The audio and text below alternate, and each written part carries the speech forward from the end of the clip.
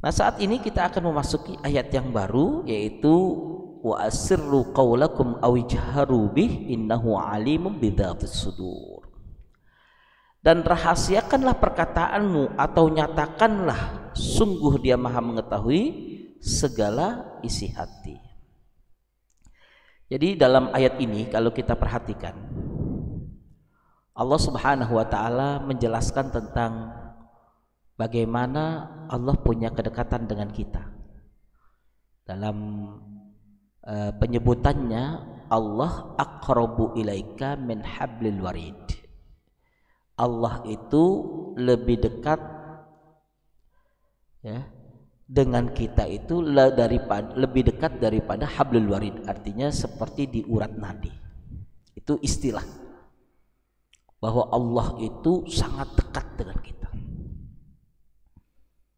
Maka kaifa tunadi rabbuk, bagaimana kita memanggil Tuhan kita atau berinteraksi dengan Tuhan kita. Jadi artinya bahwa Allah Subhanahu wa taala itu tahu apa yang ada dalam pikiran kita, apa yang ada dalam hati kita. Yang membedakannya itu adalah penilaian Allah terhadap kita, karena tidak ada yang rahasia bagi Allah.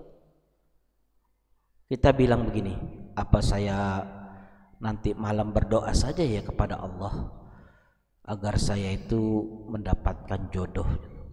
Contohnya, kita bicaranya jam 2 siang. Apa nanti malam saya berkonsentrasi untuk bermunajat untuk bisa mendapatkan apa yang saya cita-citakan. Artinya ketika kita berpikir itu, Allah sudah tahu. Kemudian kita mau melaksanakan atau tidak mau melaksanakan, Allah juga sudah tahu. Ketika kita mengungkapkan itu, berapa persen azam kita, keinginan kita untuk melaksanakannya, Allah juga sudah tahu. Dan ketika di malam itu Allah bangunkan kita dan kemudian kita mengambil air wudhu dan sujud kepadanya, di situ juga sebenarnya Allah sudah tahu. Tapi dengan sifat rahmannya Allah, apapun yang kita lakukan itu, ketika itu masih di dalam ruangan pikiran, Allah tidak menilainya.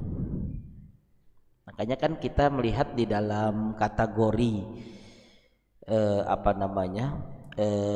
amalan kita itu yang ada di hati pikiran kita itu kan ada tipenya. Ya, kalau yang pertama itu kan disebut dengan al-hawajis. Dulu pernah saya sampaikan al-hajis. Jadi hawajis itu hanya bersitan. Nanti pulang saya mau silaturahim. Itu bersitan.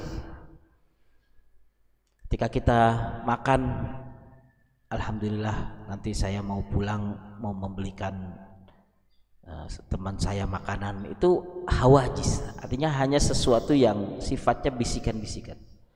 Hal-hal yang seperti ini bisa jutaan yang terjadi, tapi itu tidak dihitung karena itu baru lintasannya saja. Karena ada orang yang punya keinginan banyak, contohnya seperti saya setelah ini mau ini bisa saja, tapi semuanya itu hanya lintasan. Yang kedua adalah al-khawatir, sebuah lintasan-lintasan yang ada di dalam hati tapi kemudian sudah mulai menyentuh sedikit ke hati, yang ada dalam pikirannya mulai menyentuh ke dalam hati. Apakah saya mulai hari ini nabung ya biar saya bisa berangkat umroh? Kalau gitu setelah ini saya mau beli celengan. Dari celengan itu sehari saya masukkan. Itu khawatir, sesuatu yang melintas tapi lebih dalam sedikit. Ya, jadi tipenya beda. Ada yang cuma lintasan, ada yang sudah mulai masuk. Ada juga yang modelnya itu sudah mulai ada yang disebut dengan iradah atau keinginan. Ya, jadi sudah masuk ke dalam hati. Saya ingin ini, saya mau melaksanakan ini. Itu sudah mulai masuk ke dalam pekerjaan hati. Ya, itu di situ ada mulai yang disebut dengan niat. Nah, kalau kemudian niat itu sudah sangat kuat sekali, maka masuklah yang disebut dengan azam, semangat tinggi. Apapun yang terjadi, lautan diseberangi, gunung akan saya lewati demi azam yang sudah saya canangkan ini. Makanya kalau dalam Al-Qur'an bukan wa idza khatarta, tapi fa idza azamta fatawakkal 'ala Allah. Ya, jadi tadi yang pertama hawajis atau hajis, yang kedua khatir atau khawatir, yang ketiga niat, yang keempat azam. Yang dua pertama di atas itu tidak ada hitungannya. Itu sama seperti orang menghayal dan mimpi. Orang yang menghayal itu tidak menjadikan dia beribadah, orang yang mimpi itu tidak menjadikan dia bernilai kebaikan.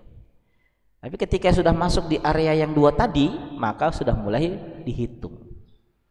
Ya, jadi jangan sampai kita ini ada pada seputar hawajis atau khawatir saja, tapi sudah masuk ke dalam niat dan azam. Makanya di dalam hadis Rasulullah, ya, Rasulullah menyampaikan innamal a'malu binniyat wa innamal likulli imri'in ma nawa. Sesungguhnya setiap amal itu sangat bergantung kepada kualitas niatnya.